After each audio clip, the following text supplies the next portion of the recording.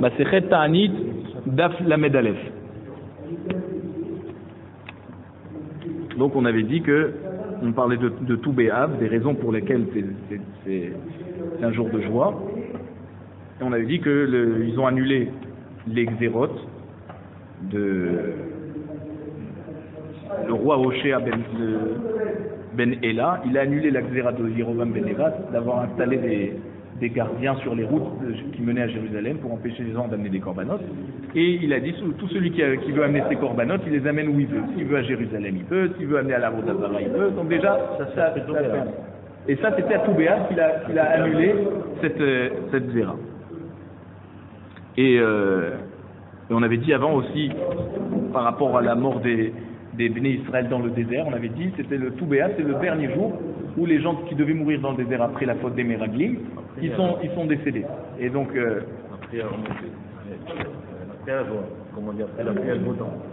et le Yerushalmi nous raconte que en fait les Béné Israël qui devaient mourir, Moshe Rabbeinu leur disait de creuser. Et comme ils creusaient leur tombe et que la dernière année, la 40e année, ils sont pas morts, ils ont recommencé le lendemain, ils ont vu qu'ils sont toujours pas morts.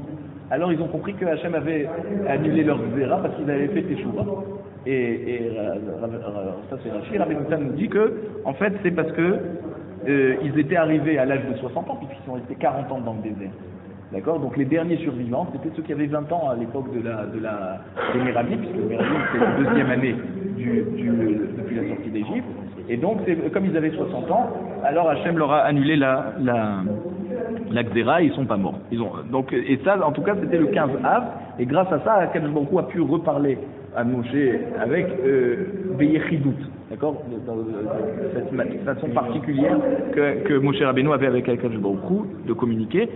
Elle a été retrouvée le 15 Av lorsque tous ceux qui devaient mourir dans le désert sont partis, ou alors ils ont été pardonnés. Alors on ramène une autre raison.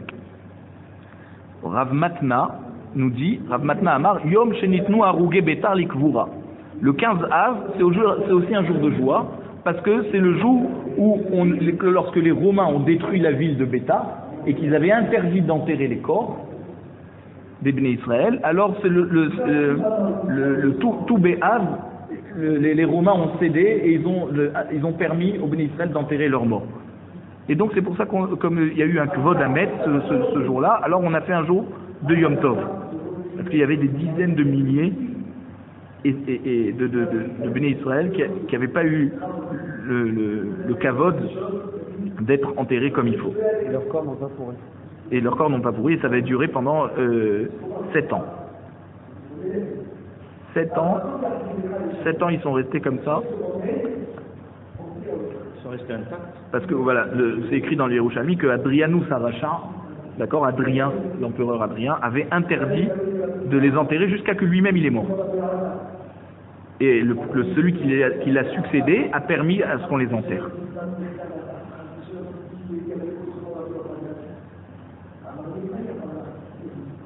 Et qu'est-ce qu'ils ont fait pour avoir cette autorisation? Rabban Gamliel et son Beddin à Yavne, ils ont fait plusieurs jours de Ta'anit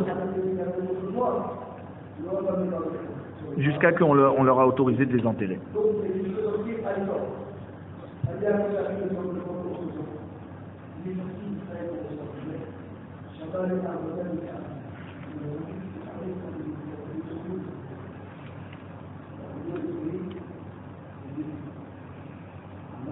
Rav Matna, Otoyom Shenitnu Aruge Betar Likvura, Rav Matna nous dit, ce jour-là où on a autorisé à enterrer les gens de Bétar, Tiknu Beyavne Hatov Ve'ametiv.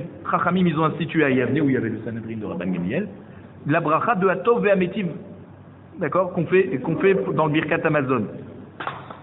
Hatov, chez Lo Yisrichu, le bon qu'Akadosh Baruch Hu nous a fait, c'est qu'ils n'ont pas pourri, Ve'ametiv, Shenitnu Likvura. Ils ont été autorisés d'être enterrés.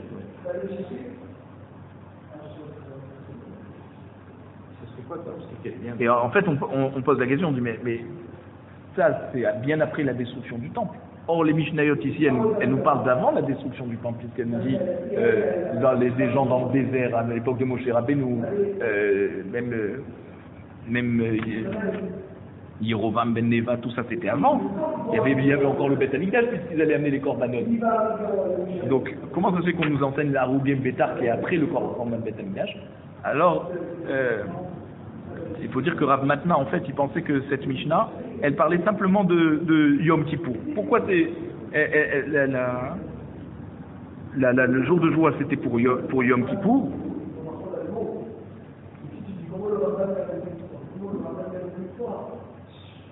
Et la simcha de Toubéav, c'était simplement parce que les filles, elles échangeaient leurs vêtements pour se présenter devant les garçons avec des vêtements honorables. Ça, c'était la seule raison, pour qu'à l'époque, avant le Korban Beth Amikdash, on ait déjà fait la fête de Toubéav. Mais ensuite, il y a d'autres raisons qui sont arrivées après la destruction du temple, pour qu'on rajoute encore de la simcha sur ce Toubéav, comme par exemple le fait d'avoir pu enterrer les Haroug et Bétar. Rabba et Rabbi Yosef d'Amret Arvayou. Encore une autre raison pour Toubéav de faire un Yom Tov, c'est Rabba et Rabbi Yosef qui ont enseigné ensemble. Les deux c'était les rabbanim de Abaye. Abaye il a pris la Torah chez Rabba et Rabbi Yosef. Donc c'était des contemporains. Yom Shepaskou Milikot Aitim la Ma'aracha. Ils ont dit c'est un jour de joie parce que on a terminé de couper le bois pour amener pour l'amener au Misbéa. Donc on avait réussi à obtenir tout le stock qu'on avait besoin pour l'année ouais. D'Etania. Parce qu'on enseigne dans la Braïta. Rabbi Eliezer Agadol Omer, Mehamisha Asar Be'ave Elach, Tashash Koha Shel Hama. Depuis le 15 Av et plus tard, alors le soleil est moins fort et le bois est moins sec. Et comme il est moins sec, il y a plus de risque qu'il va y avoir des vers. Et on n'a pas le droit d'amener du bois qui a des vers sur le Misbéach. Donc on coupait plus de bois après le 15 Av. Les fiches Enan Yeveshin, parce qu'ils sont pas assez secs et ils risquent d'avoir des toularim, mais on n'a pas le droit d'amener. Donc on faisait une fête parce que le 15 Av, on avait obtenu tout le bois qu'on avait besoin, on n'avait plus besoin de couper du bois. Amar Amenashia, Vekaroulé Yom Tevar Magal. Et ce jour-là, on l'a appelé, ce jour de joie, le 15 Av, c'est Yom Tevar Magal. Ça veut dire le jour où on cassait la hache. Ça veut dire qu'on n'a plus besoin de hache. On cassait la hache. Voilà, pour couper le bois. Mikan ve'elach des Mosif Yosif. Après le 15 Av, et comme tous les... Ça veut dire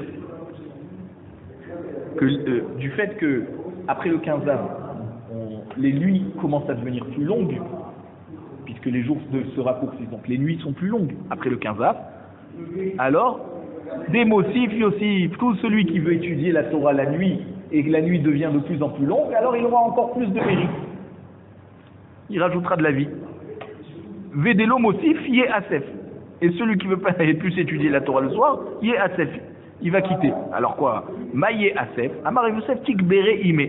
Hachem Ishmor, c'est sa mère qui va l'enterrer. Ça veut dire qu'il va mourir plus tôt. Donc il faut de là on voit qu'il faut étudier la Torah. C'est qu'on a le temps. Ah, pourquoi on a dit que c'est sa mère qui va l'enterrer, pas son père? Parce qu'en fait, le père, il a la mitzvah de Péria Verivia. Donc, d'avoir des enfants. Donc, ça veut dire, soit qu'il ait des enfants Talmidei Chachamim ou pas, il faut qu'il fasse des enfants. D'accord? Mais la mère n'a pas cette mitzvah. Donc, elle a un avantage de garder son fils Talmid Chacham. Au moins, elle n'est pas obligée d'avoir beaucoup d'enfants. Donc, si elle a eu un fils, il faut qu'elle fasse tout pour le garder Talmid Chacham. Parce que le père, il peut en avoir encore d'autres. Lui, il n'est pas devenu Talmid Chacham, il n'a pas étudié, il est mort dans sa jeunesse, c'est pas grave, il pourra en avoir d'autres. Mais elle, c'est pour ça que la Klala, elle est sur la mère, parce qu'elle aurait dû faire attention à ce qu'il étudie.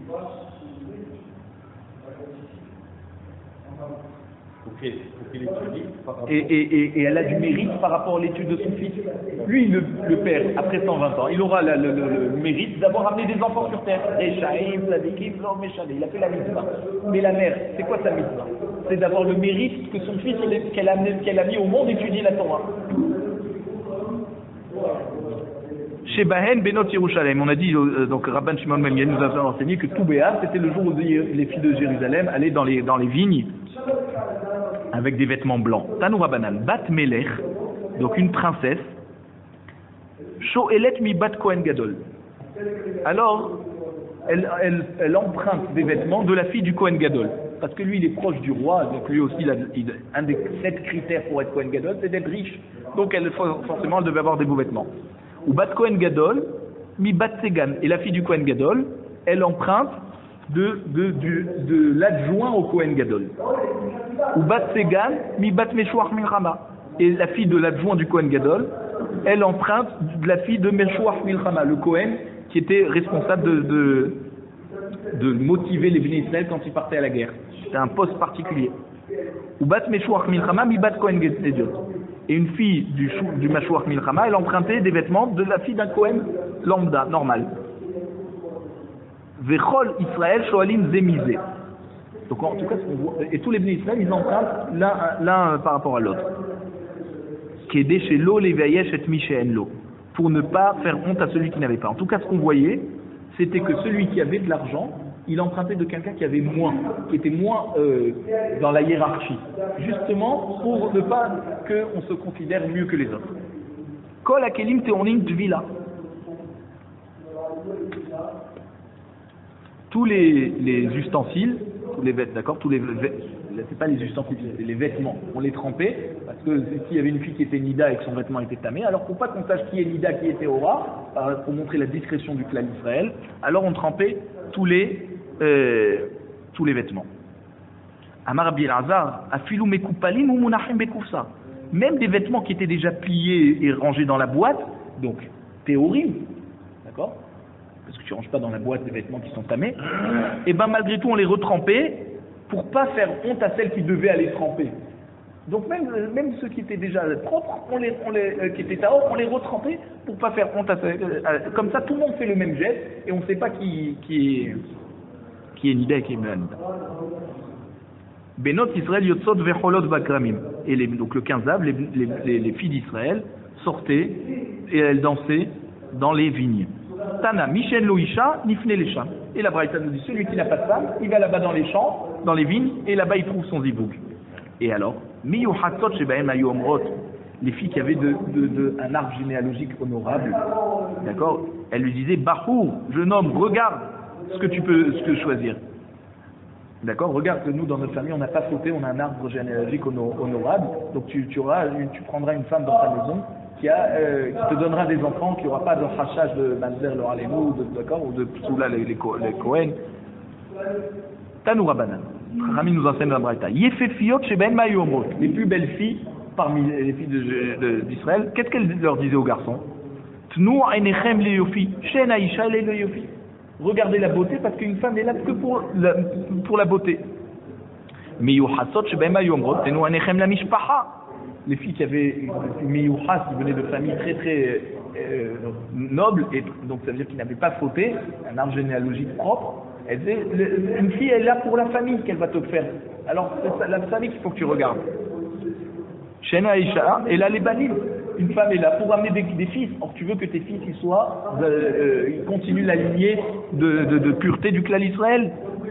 Et comme ça tout le monde voudra se marier avec tes fils. Soit tes fils, soit tes filles.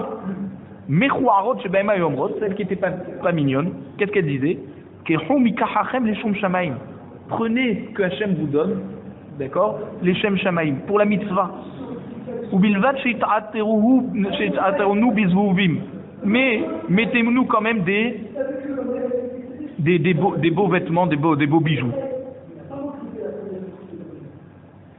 Ça veut dire, contentez-vous de ce qu'Hachem vous donne, mais n'oubliez pas de nous honorer quand même en nous gâtant. Ça veut dire quoi? Parce que le Rashi explique, grâce au fait que leur mari va les combler de bijoux et de beaux vêtements, elles retrouveront une certaine beauté.